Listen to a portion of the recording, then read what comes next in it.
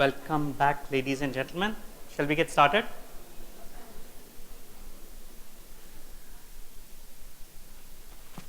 So we'll get started with from from the last point that we left. Some people said that I brushed it off too fast, so I'll start from that particular angle. It's important to know to conduct a stress test itself it's a process. It needs to repeat, but it needs to have guidelines. So we created certain scenarios. We understood our exposure. We subjected our own bank data to those stress tests, and there's some outcome. So what next? The next is either you are resilient or you are not. It's very binary because there are certain norms that are set up. So the Basel II and Basel 2.5, which are the norms that the banks tend to follow, although in our observation, the Asian banks are little behind the curve in following some of these norms, and these norms are coming online very fast also. So there are certain requirements that have been put forth in front of us. So we'll talk about this. However, there's one interesting fact that I'll share with you that came to light recently. How important is this stress test? So although a typical bank's 0.01 or 0.001% is somehow of people is engaged in conducting the stress test. However, here's the impact. Do you know that pre-crisis typical return on equity for the capital desk, the capital book, the trading desk used to be 20%. Since application of stress test, it has been reduced by 13%. So the average return on equity on the trading desk is 7%. Recently, Morgan Stanley announced their results, and it's one of the promises that they made that they're trying to make it go to double digits, and they're struggling for third quarter in a row. It's very difficult to follow the norms, create the adequate capital, and then show that return on equity. So stress test is having some deep results. The regulators are watching, and it's not easy to ignore this important aspect of being. So we talked about Basel III changing the CET1, the core equity tier 1 to 4.5%. It used to be 2%. So there's a significant 2.5% increase.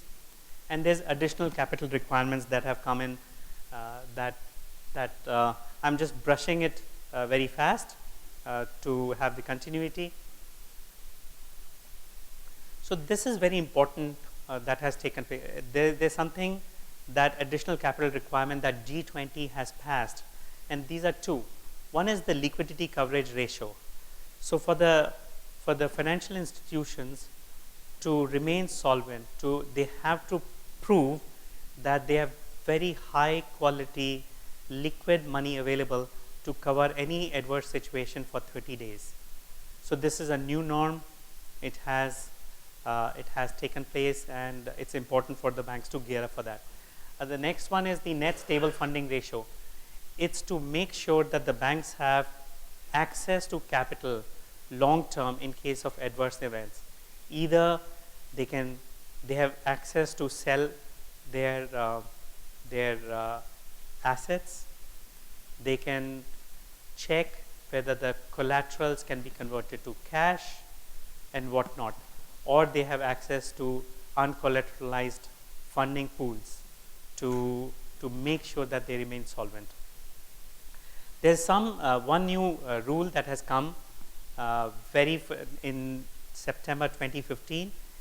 It used to be just an amber light called as the interest rate risk on the banking book, IRRBB.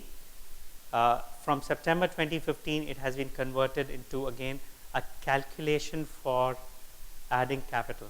So IRRBB is no more a requirement that the banks need to measure. They also need to buffer capital adequate capital for that. So very important things. It's changing world. The supervisors are making sure the banking it remains a tough job. Bankers in the last decade made some easy money, and it's not going to be easy going forward. Having said that, we have a few esteemed panelists. They know much more about this topic than I ever will, and it's my pleasure and privilege to go through the next part, which is to invite our panelists. Let me just introduce our panelists. Again, it's my privilege and pleasure to invite Anju Abrol, Chief Risk Officer at Westpac Asia, Dr. Zhao Changwei, Chief Risk Officer at China Exim Bank, and Wolfram Dietrich, the Partner Finance and Risk Management at Oliver Wyman, Singapore. So may I just invite you on the stage. I'd request you all to please feel free to ask any questions related to research, to risk, and stress testing to our panelists. Thank you very much.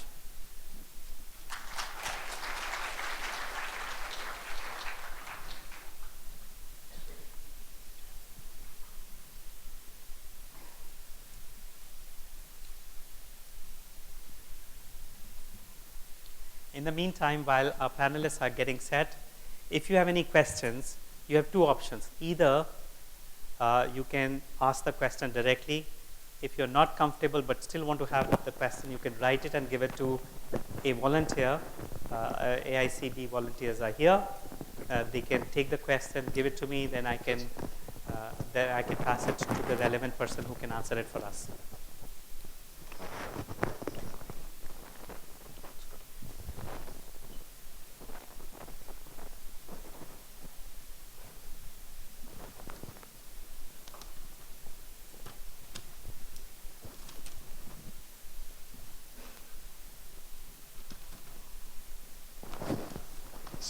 When I move my tie, I made some noise.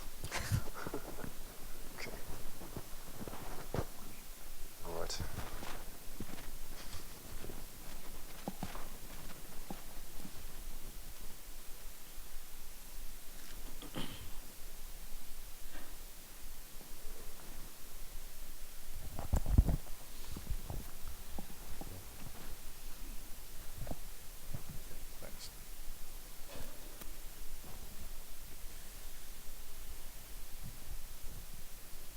Ready?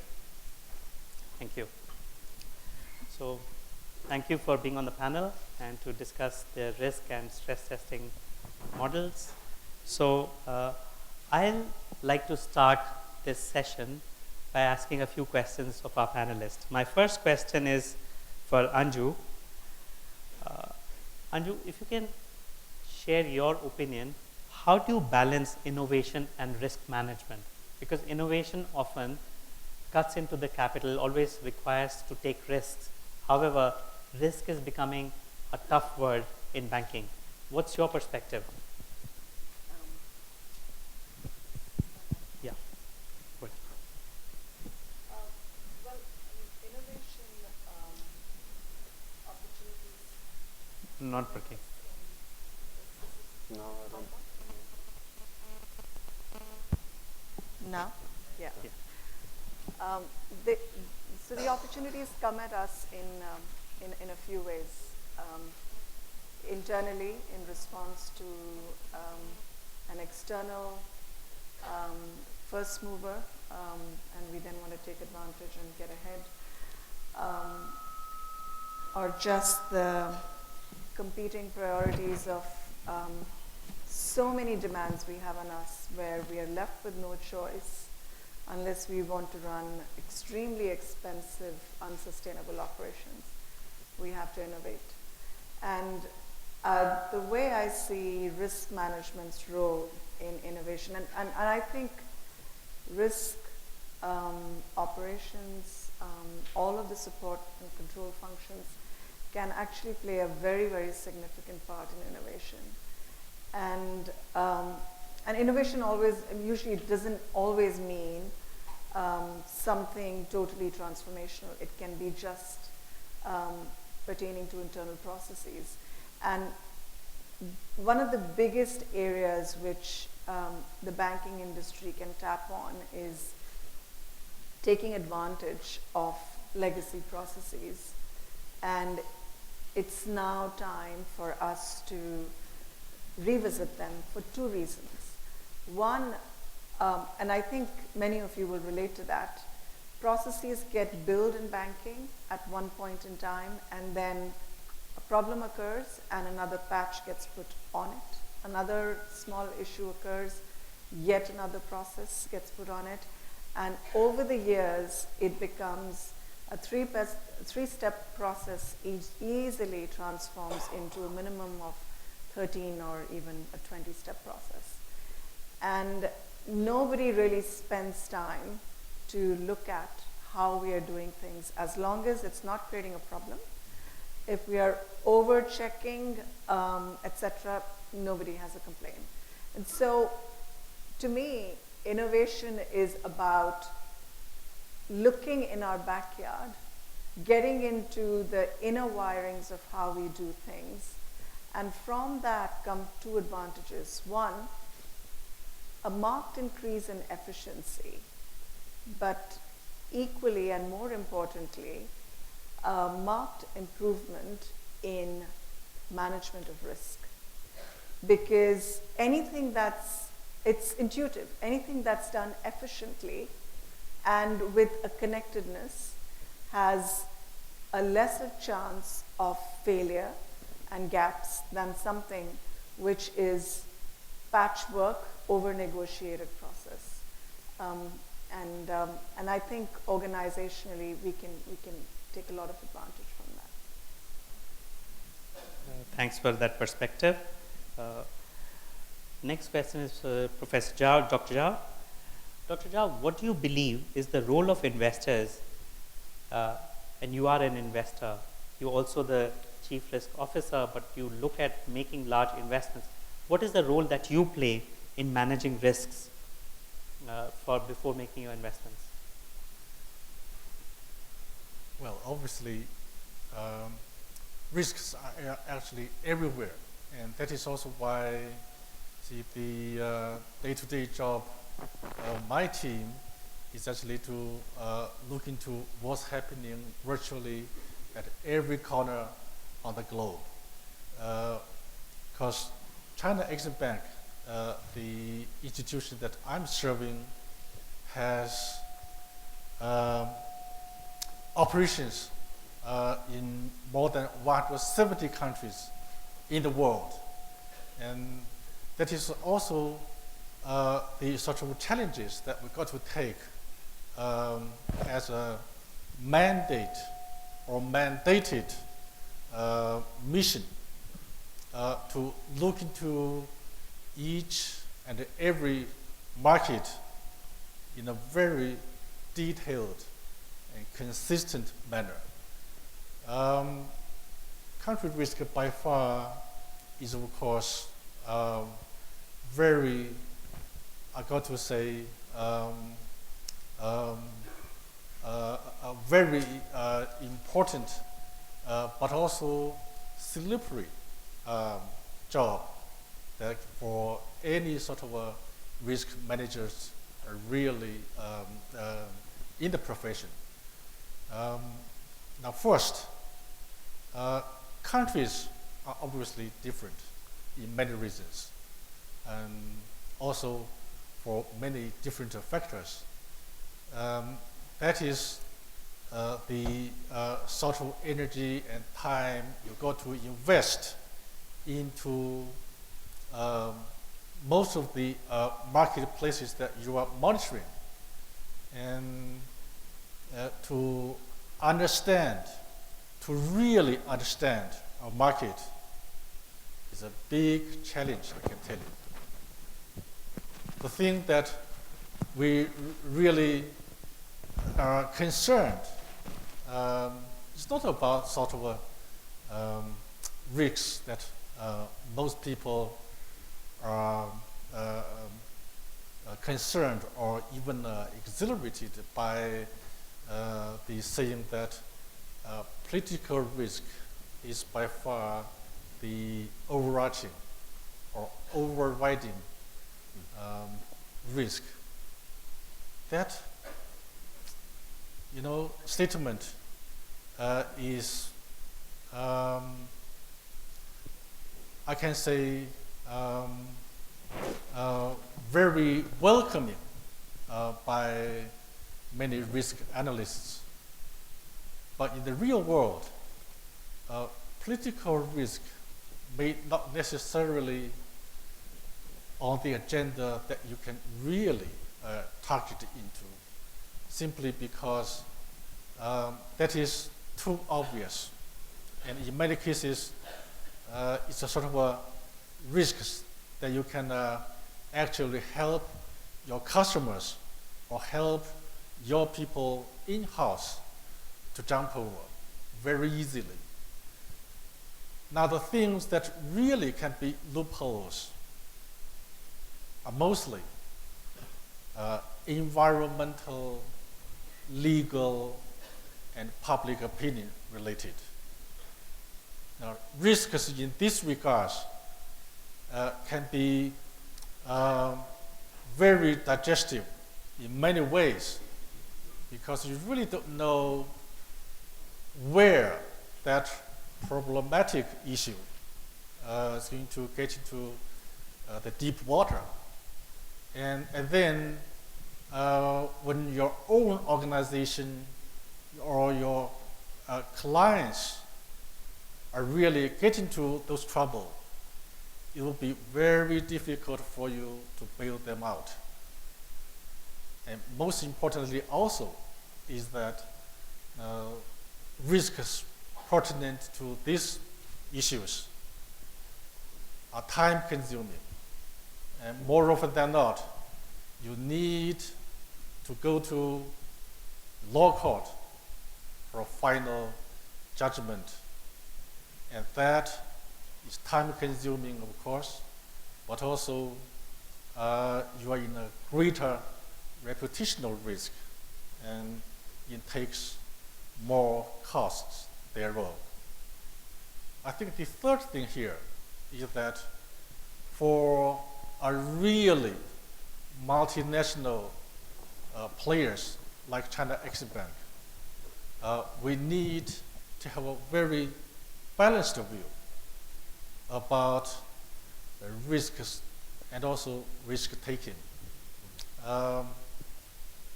In many cases, institutions like us would have a much bigger appetite to absorb risks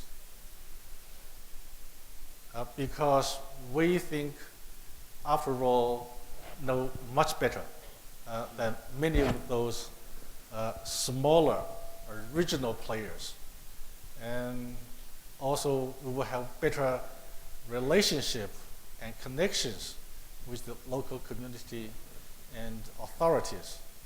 And I think on top of that, because of the expertise that can buffer the sort of risks and inherent losses that are following, we sometimes can use some of those techniques that can only develop within the bank. And those sort of techniques are actually very helpful. And they are also fruitful in forging the corporate relationship, not only between the companies that we are providing international guarantees or credit assistance, but also the sort of resolution for their financing packages, and also the business model that will be in tandem with what we're really heading for. And then the sort of risks that we are looking well beyond country risks would be, of course, various sort of commercial risks. But these category of risks would be mostly rested upon to the corporate clients with the additional evaluation or assistance provided by my institution. And also the thing here I'd like to share with you is that evaluation of risks, particularly those country risks, needs some sort of a specialization. You simply cannot take it for granted that your institution will have the pool of talents or expertise that can really dealing with those encounters that may eventually get into trouble. And to acquire this sort of knowledge, information, and expertise would take years of long struggling, and also the sort of a craft that you can only develop with the real fighting, and therefore I think